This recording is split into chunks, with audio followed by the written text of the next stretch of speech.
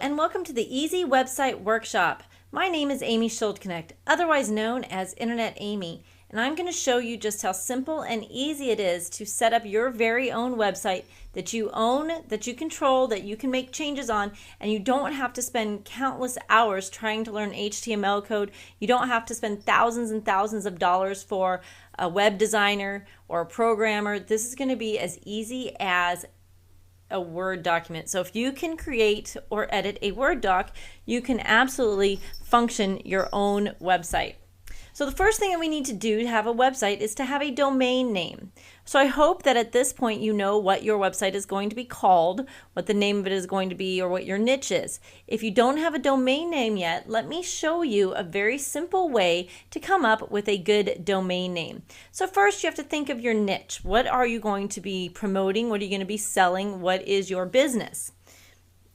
Well, I'm going to be doing photography tips. I'm going to be giving other photographers tips on equipment, editing, software, how to start your photography business, just all kinds of photography tips. So what I want to do is I want to go to Google's keyword tool. So just go to Google and type in keyword tool. Okay, and it should be the very top entry here. So this is how we find a domain name that we like. Okay, so you come here into Google AdWords, into their keyword tool. While that's loading, I'm going to go ahead and open up another window for GoDaddy, which GoDaddy.com is where I purchase all of my domains. Okay, it's only $12 a year for a domain name. You don't need to spend more than that.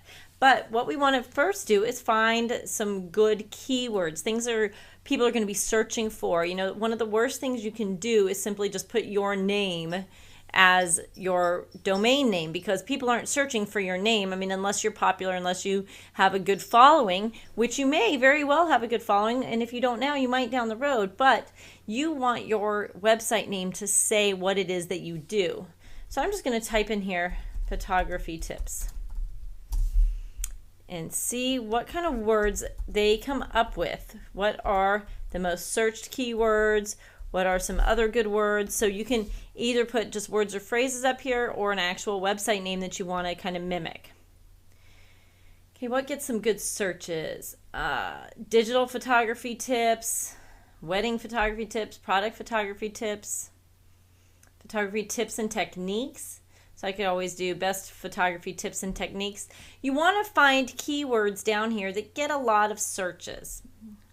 So photography tips and techniques, if I were to take that and try to turn that into a domain name, photography tips and techniques, I would guess that that's probably already taken as a domain name. Okay, that's probably already taken. Yes, it is. So one of the things you can do is, if the domain name that you really want is taken, you can add a call to action word before it. You can add a little bit something to make it different. So let's do get photography tips and techniques. So that's kind of a long domain name, but let's see, get photography tips and techniques. Or maybe get photography tips and tricks. So there you go. All I did was add the word get, which is what I want people to do. I want people to come to my website to get these photography tips and techniques here. Right there, there's my domain name. So you can just buy that. You just add it here. So you click add, and then you can click continue to registration. And one of the things that I want you to know is that GoDaddy is going to pop up these windows and ask you to purchase more. These are called upsells. They're going to try to upsell you and get you to buy more. You do not need this, okay? So just click no thanks. You do not need that.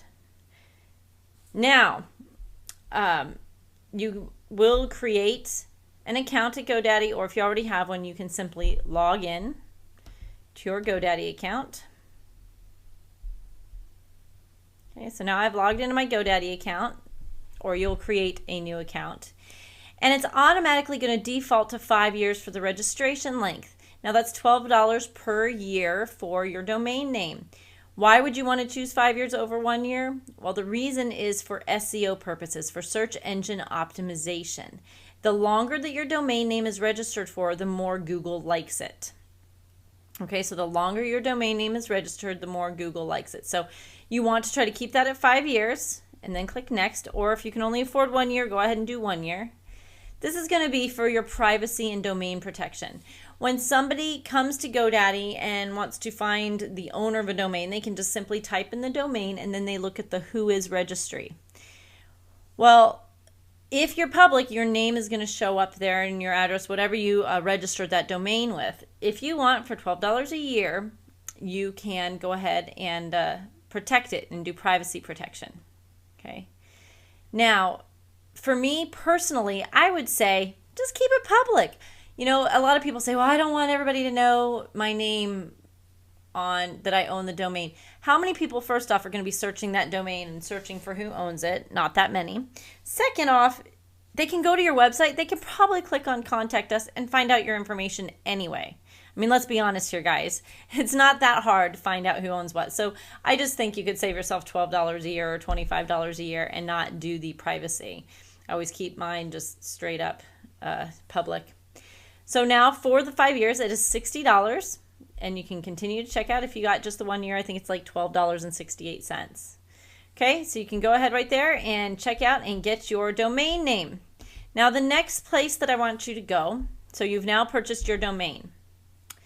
Now, you're going to need hosting. You need that domain name. You need your website to live somewhere, and it has to live on a server. So what you're going to do is go to HostGator.com. HostGator is by far the easiest, simplest, cheapest domain hosting that you can get. Okay, so you can click here to view the hosting plans on HostGator. And what's really great about HostGator is they do have unlimited bandwidth, so you can have, you know, as much information there as you want. So you're going to go and look at the hosting plans. You can just get the hatchling plan. Okay, for 1 year, it's only $5.56 a month. Okay, so you can go ahead and order that. And you can enter in your existing domain. I'm actually going to use Fabulous, a domain name that I bought but haven't built on, Fabulous Photography Tips.com. Okay, so enter either an existing domain, or if you haven't bought one, you can buy one through them. But as I said, I always like to buy my domains from GoDaddy, and then go ahead and fill out all this information, and you are going to get an email with your cPanel login. So our next step is going to be to log in and create and set up our website. Okay, so I'll give you a moment to get all of that set up. So you can go ahead and pause this video while you go and get your domain name and register your HostGator hosting. So go ahead and unpause as soon as you've done all of that.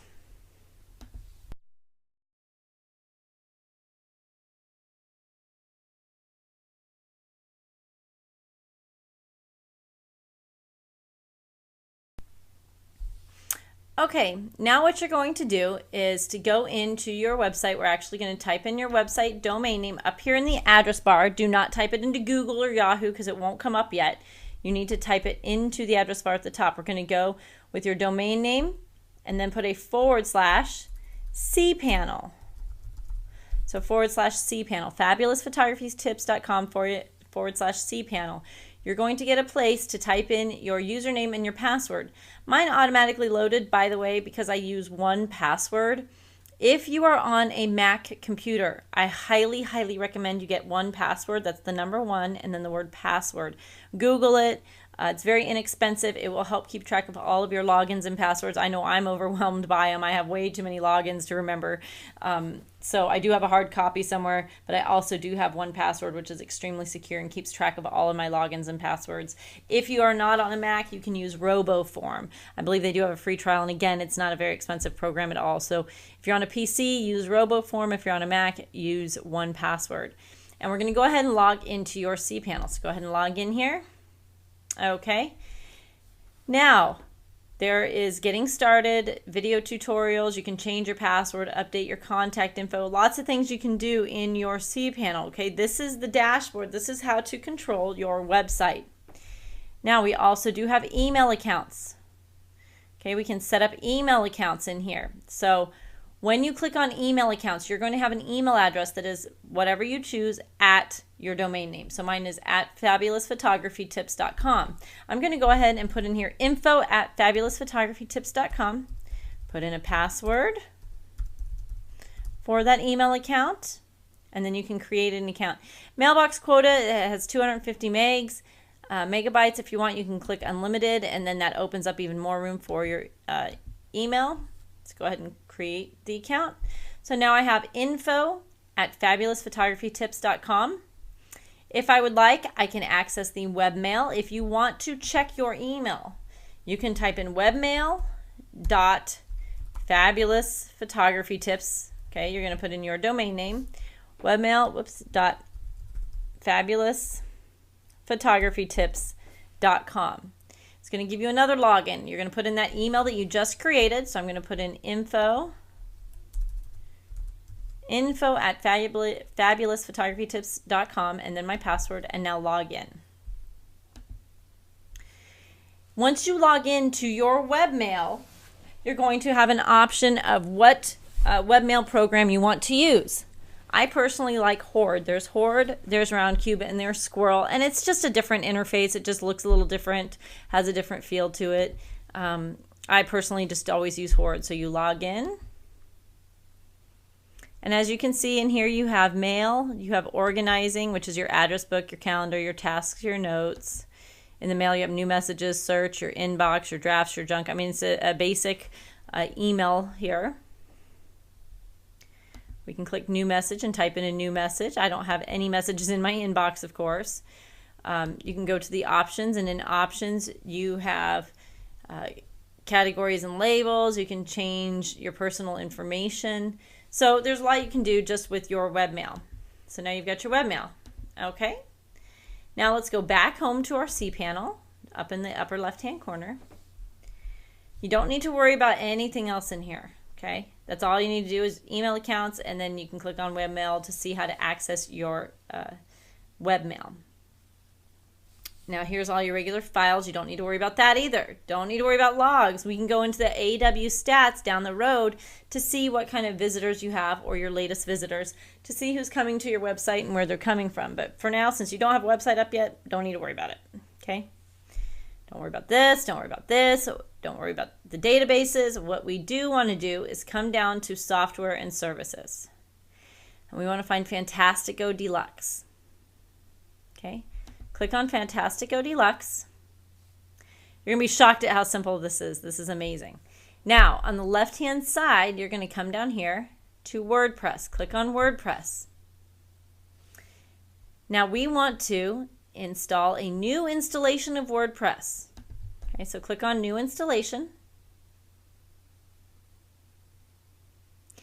And now if you want this website that we're creating to be directly on that domain name, like when I type in Fabulous Photography Tips, I want it to go straight to this website, then I'm going to install it in a blank directory.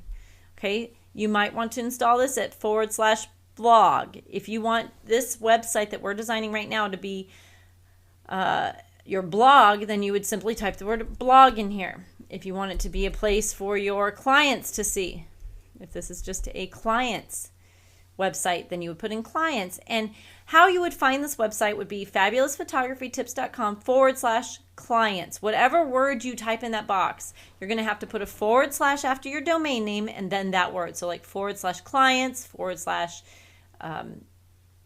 / investment, / products, / blog. But I don't want to have to put in a / at all, so I'm going to leave this blank. Okay. Now you do have to put in an administrator username and password. I'm going to keep it simple here and just put admin and password. Account nickname, we'll put photo tips, and I'm going to change this to info that I just created for the email, and description, we'll just put photo tips again, and install WordPress. Okay, now are we sure we want to install this? Yes, so let's go ahead and click Finish Installation. All right, it looks like this installation is going through. We just have to give it a moment to create all of the database.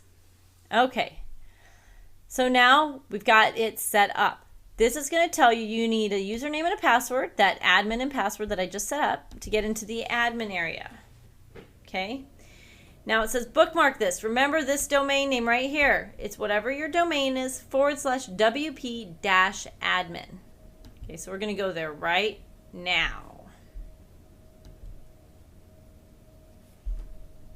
All right, and there you have it. This is a place to log into your website.